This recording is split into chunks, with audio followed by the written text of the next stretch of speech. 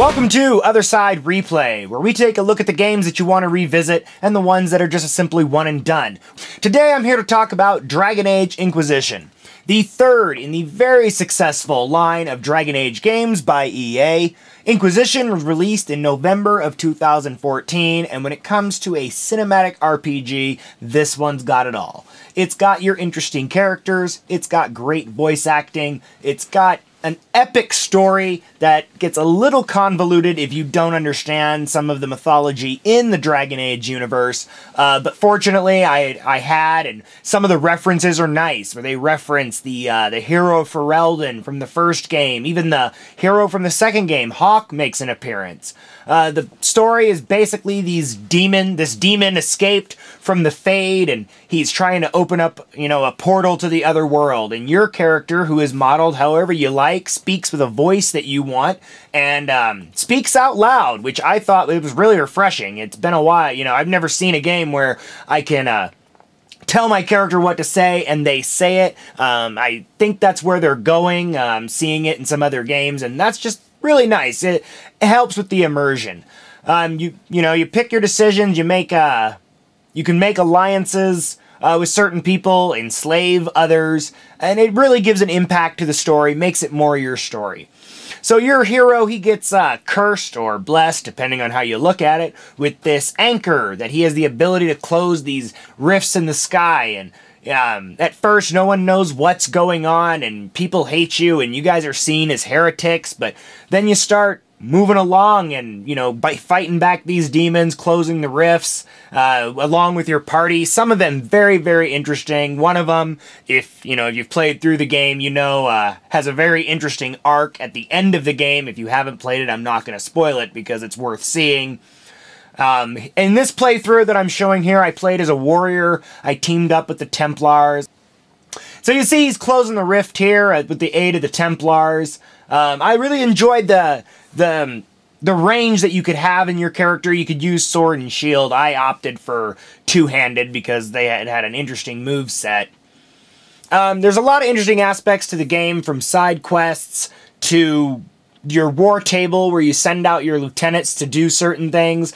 This part right here I really enjoyed. This is the assault on your original base. You don't even know who your attackers are, but it's when you first get to meet the main villain of the game, who I thought was pretty well done. I would have liked to have seen him more throughout the game, and I thought he got kind of punked at the end, but he was still interesting. And we also see his pet dragon. Not quite an archdemon like we saw in previous titles, but pretty darn close to being one, and it's a very impressive scene here when you confront.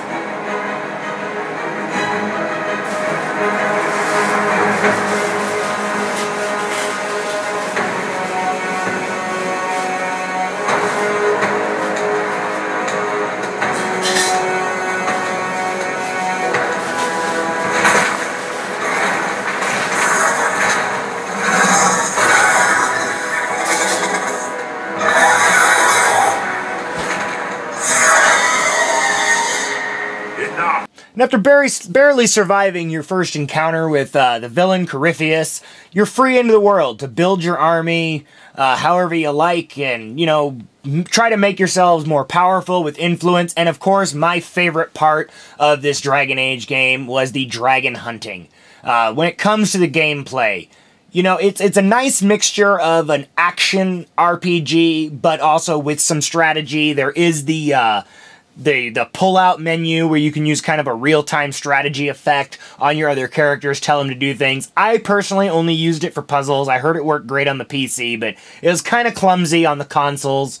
But I really enjoyed mixing it up with these dragons. They were all interesting, different. Hunting them down one by one was loads of fun. Seeing if you could take them down, if you were strong enough, or if you were just going to get mulched, because there was really no way telling how strong they are. Then another thing I really liked about this one is that you finally get to go into the Fade. And that's what you're seeing right here, facing the Fear Demon in the Fade. And it was nice because they talk about it through all the other Dragon Age games. And never really got to see, you know, you saw little bits and pieces, but here you actually go there in the flesh. You take down a demon while you're there. And this quest line here involves the Grey Wardens, which you can either keep around or disband. And that was kind of interesting since they go all the way back to the first one. Now, my biggest gripe about this game is when it comes down to the end, when you're assembling your army like you see here, and you're taking the fight to Corypheus. It just didn't seem like anything I did mattered. It didn't seem like any of the choices that you made. It's not like Mass Effect, if you remember that, where if you made the wrong decisions, people died. You know, things went wrong, this is very scripted on what's going to happen. And it just kind of took some of the weight out of everything I was doing in the game, because it's like, well, I really just could have, you know, A to B to C, and I'm gonna get, you know, whatever ending I want, and the only thing that's gonna change is what they say in the last screen of the little decisions I made, which really didn't influence anything. It wasn't like siding with the Grey Wardens gave me a bigger advantage over, you know, sending them away, or if it was worth it. You know, when you make a decision between the Templars and the Mages, the only thing that changes is what secondary boss you fight towards the end of the game. You either fight a Mage or you fight a crazy Templar, but that's about it. There wasn't really anything that felt like a meaningful change, and I was really disappointed because I really enjoyed the story, and I mean, it just had a very epic feel throughout, but that was a bit of a bummer, a bit of a disappointment. Another gripe was Morrigan returning. I know a lot of people like Morrigan. I personally can't stand her. I think she's pretentious. I think she's annoying. In this one, she's a little better because they toned down her bitchiness, but I couldn't stand her in the first Dragon Age. I stabbed her in the chest when I met back up with her, and I was glad that she was at least minimal in this one. Flemeth comes back too, but I don't care about either one of them. I really don't get their backstory is very convoluted.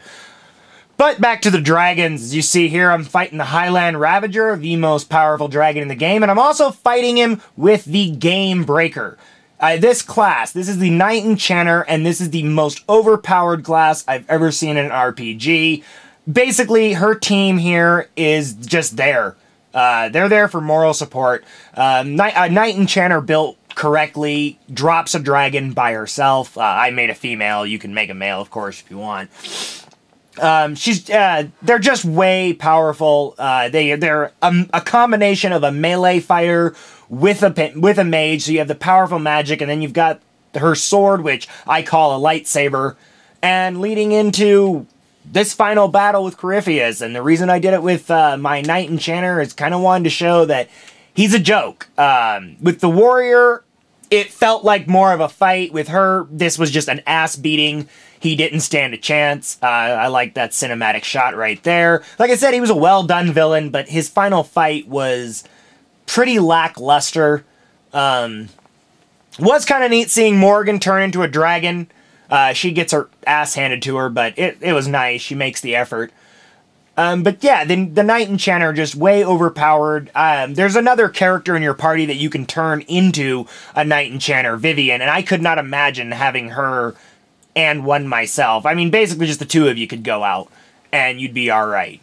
It was a pretty fight, you know, running up the destroyed castle and, you know, running through all the ruins, but he just doesn't pose much of a challenge. He was kind of underwhelming, which was disappointing because this is the only time you get to fight him. So they really built up to this confrontation, and he just kind of goes down like a bitch. And then you see Morrigan and the dragon fighting here. You know, the cutscenes in this fight are actually what make it epic, which is kind of disappointing because there was an RPG by Capcom years ago called Dragon's Dogma, also featuring dragons, and that final battle felt epic, where this one looks epic. Not that it's a bad one, but, I mean, these cutscenes, they're needed to make it intense and add really any sense of drama, because it's a pretty easy final boss fight. Even when you face off with Corypheus' dragon here, if you're doing a completionist, or if you just enjoyed fighting the dragons like I did, at this point, you've already killed 10, and he's not even nearly as strong as the last 4 that you face. it's kind of by the numbers when you take him down. It's nice to fight him, you know, because he also kind of torments you through the game, kills, you know, a kind of key character, but he gets dropped. At this point, you know, you should be a experienced Dragon Slayer, and, you know, this is just kind of buying Corypheus a little more time, I guess. It is a fun game. You know, the story is well done, the characters are well written and interesting. Just thought the ending could have been done a little better. Was a little disappointed. But anyway, that's, check it out if you haven't played it yet. If you have, build a new character, respec, go back out into the world, and keep gaming. This is The Other Side. Later.